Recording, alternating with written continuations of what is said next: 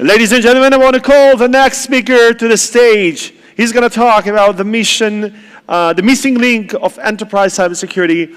On a personal note, let me tell you, this is a super talented person who did wonders in previous places where he worked. He's now a leading investor and cybersecurity expert at Elron. Ladies and gentlemen, I want to call to the stage Elik Etzion. Thank you, Manny, for the intro. I'm Elik Etzion. I'm a partner at Elron Ventures, an early-stage investment firm focusing mainly on cybersecurity and on enterprise software investments. I want to share with you today some of my insights from my fascinating journey in Cyberland. So actually, I started up there as a nation-state attacker. Like a lot of people sitting here and watching, I served in the Unit 8200 in the Israeli intelligence. And I was really privileged to participate and even lead some of Israel's cybersecurity secret operations. Now, those were great days for me. I definitely enjoyed the asymmetric nature of the cyber battlefield. I was acting anonymous. My targets were public with a huge attack surface. I used highly crafted, tailor-made offensive tools, while my targets were using commercial cyber products like the logos here that we could reverse engineer and evade in the lab. So this was really great days. By then, I retired from service, and I crossed the lines. I became a CISO. Some would say a dumb career move. And frankly speaking, it was quite an overwhelming and shocking experience. I'll dive into it in a moment. But after a few years of being the CISO of the largest financial institution here in Israel, Bank Hapoalim, and enhancing the cybersecurity posture, mitigating real cyber attacks, I decided to move on and join the true dark side of the ecosystem, the VCs.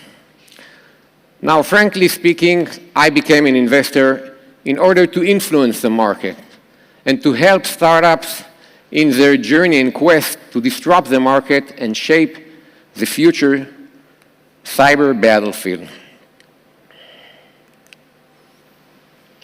Okay, Becky, getting back to the CISO position. After a few weeks of orientation, I found myself locked up in this strategic conflict. And I believe this conflict is a generic conflict that every enterprise CISO finds himself in. On the upper side, we have the business people. They want to drive growth. They want speed. They want agility. They want to push forward the digital transformation. They want to move to open business models, opening APIs, connecting with partners, customers, and this creates a hyper-connectivity with partners, with customers, with suppliers. Now we have the IT people, the technology guys. You know, they want agile and rapid development. They love the cloud. They're shifting workloads to the cloud, incorporating SaaS services. They open APIs to support the open business model. And they love emerging technologies, data stacks, blockchain, and they usually come with a lot of vulnerabilities. Now, this business and IT trend is great for business, but as we know, it's dreadful for cybersecurity. It increases dramatically the cyber attack surface and makes your organization more vulnerable. Now, we have the regulators here on the left side. And regulators are concerned.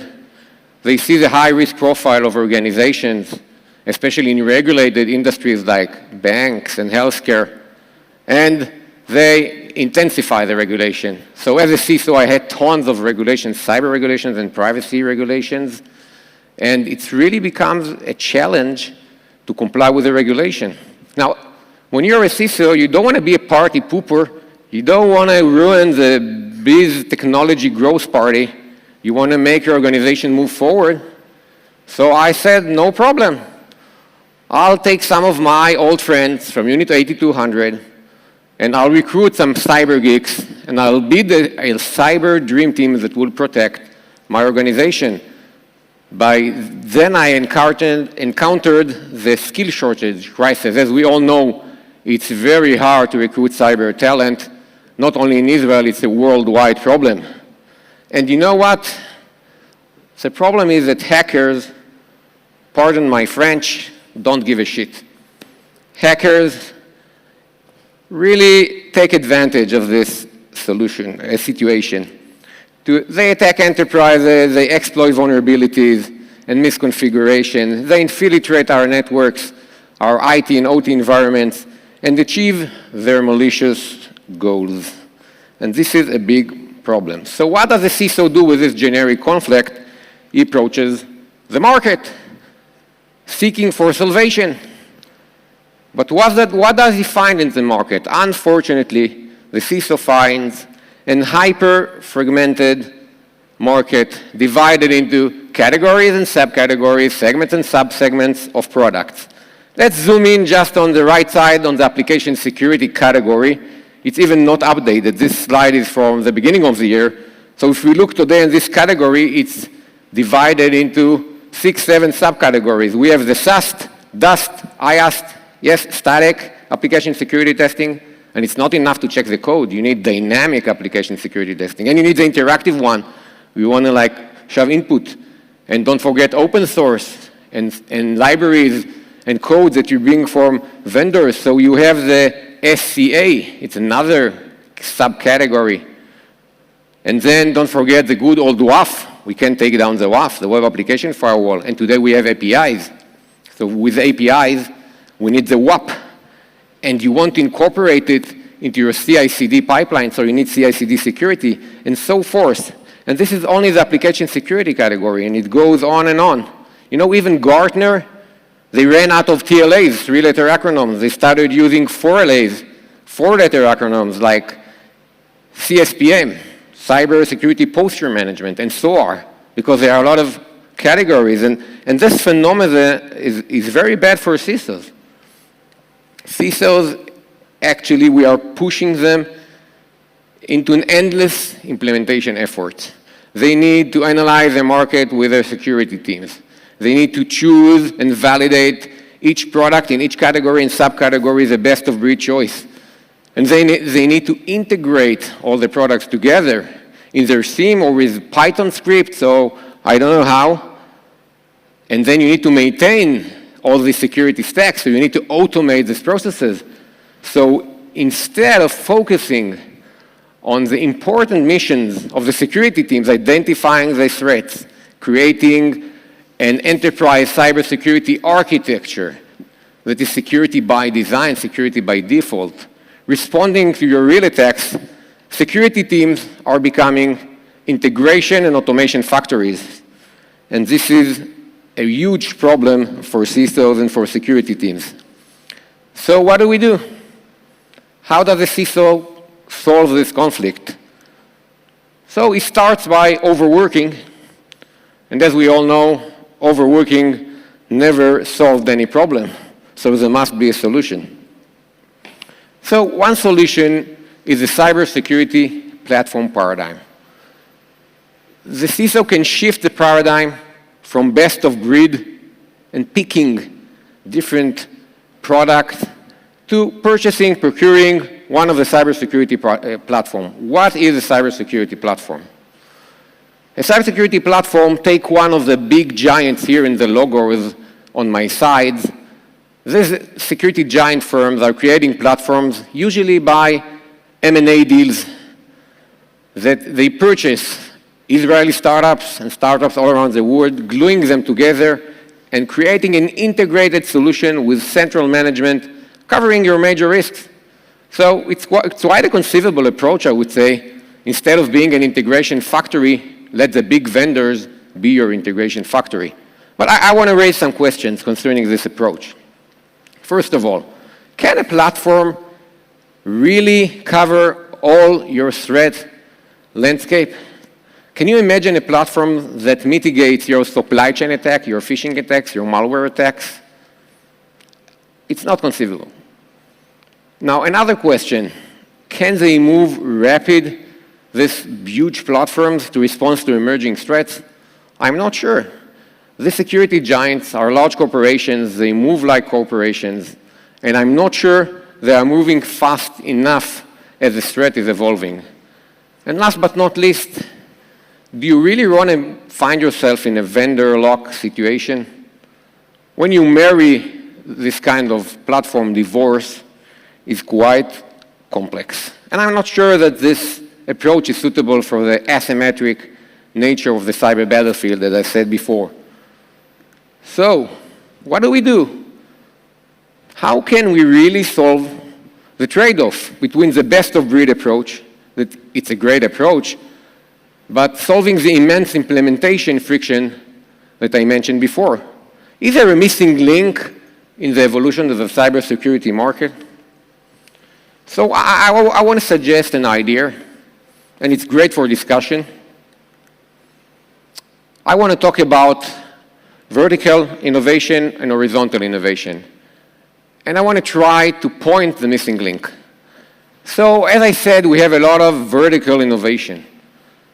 By saying vertical innovation, I mean products that are mitigating new cyber threats, like supply chain attacks, and products that are protecting new technologies, like when we had API, we need API security. So this is great.